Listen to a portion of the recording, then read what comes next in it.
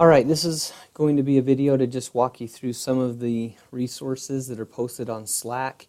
Again, we're at #BoardPrep as our Slack channel. This is the link to a Google Doc that is a one-stop shop for everything that has been posted this semester in order to help you with your board prep. So I have it over here on the other screen. Let me pull it over. When it opens up, this is the list of materials. To get you started, I would start with the 4 that have the stars by them. Let me give you just a quick example of what each of those are. This first one that is a survey of the class of 2022, 57 people responded.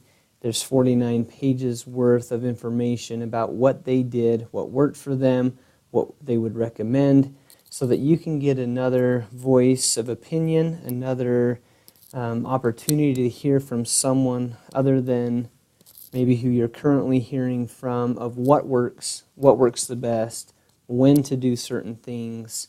It's a wonderful resource to spend some time in. If you don't have a lot of time right away to go through all 49 pages, then I would recommend looking at this brief summary. I've tried to, in one page, summarize some of the key points that get asked the most.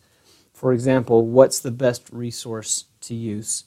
When should I start intensively studying for my boards? How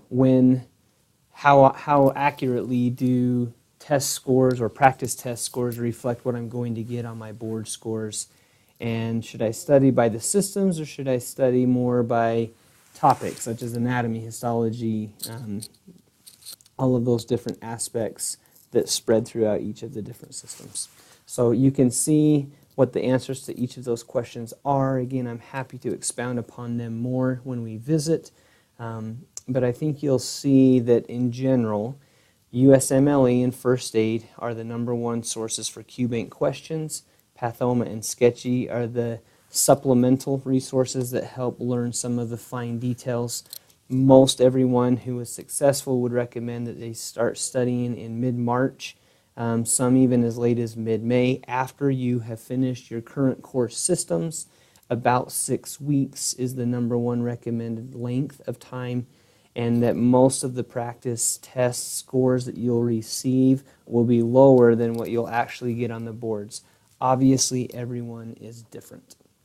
The last one that I want to show you, I'll mention the MyVista one because that is where all of your registration details are, and there's 2 quick walkthrough videos for that. Obviously, you'll have to register in order to even do any of this, but in learning about the resources and how to study, this is the other one that will, I think, be super helpful. It's just a sample. Everyone is welcome to do their own version of this, but I would make a plan starting in January or whenever you feel ready to start studying QBank questions. Notice that in January and February it starts out in tutor mode, which means that for each question that you try to answer, right or wrong, you'll need to read through and review the explanations. But on average, you should shoot for about 50 a week. Again, not a day, a week. So if you want to do 10 renal one day, 10 cardio one day, 10 respiratory one day, if you want to do 2 each day, 5 days a week, it doesn't matter. The idea is you're starting to refresh the systems that you have already completed. As you get towards March, oops, I went too far there. If you get towards March, now you're going to want to switch from tutor mode into test mode. Now you're getting timed, you're getting used to the pressure of having to answer in a certain amount of time. There isn't as much review or explanation for why you missed the questions.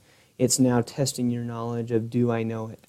As you get into the end of May, and especially the month of June, you're going to be studying around 100 questions a day, so that you're completely immersed in the world of board prep.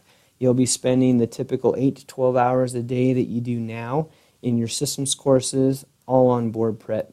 Again, by that time, you will have reviewed almost everything. Now you're completely testing yourself and putting into practice what you're going to be doing whenever you take the COMLEX and the USMLE, which the recommended time is the last week in June.